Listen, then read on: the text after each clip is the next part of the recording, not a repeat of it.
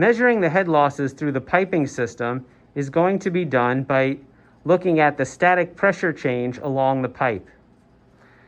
To measure the static pressure, what you are going to do is take the Airfow, hook up one tube, and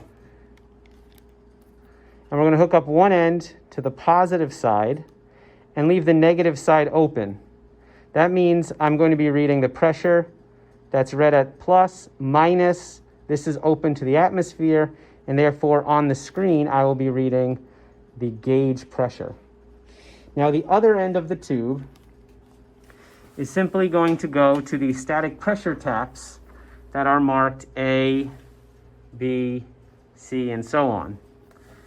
To make the measurement, what you're going to want to do is open the valve and then place the other end of the tube firmly and snugly on the barb fitting. You will then record the pressure, the gauge pressure at position A in this example, and then you would turn off the valve, take the tube, you're going to open the next valve, valve B, place the tube on, record the pressure, turn it off, and proceed to do all of the static pressures along the piping system. In addition to getting the static pressures along the pipe, calculation of head loss will need the distances or the lengths of the overall pipe. So what you're going to want to do is take your measuring tape and you are going to measure the distance between all of the ports, the static taps, A to B, then B to C, C to D, all the way around.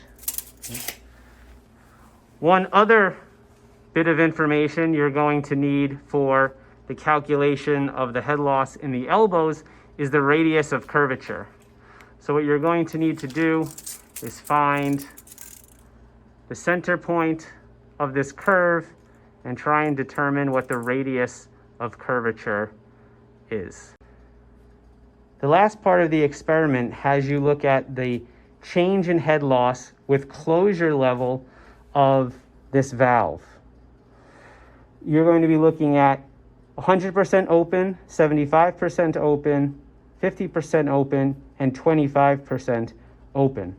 In order to determine that, we have the handle marked here, and the valve is going to be 100% open when this threaded rod is fully down. And you'll see as I rotate this, that threaded rod moves up and the valve is closing. So what you want to do is count the number of turns it takes to fully close the valve, and then study 75%, 50%, and 25% positions. At each one of those positions, you're going to have to measure the pressure between the valve, going from K to L.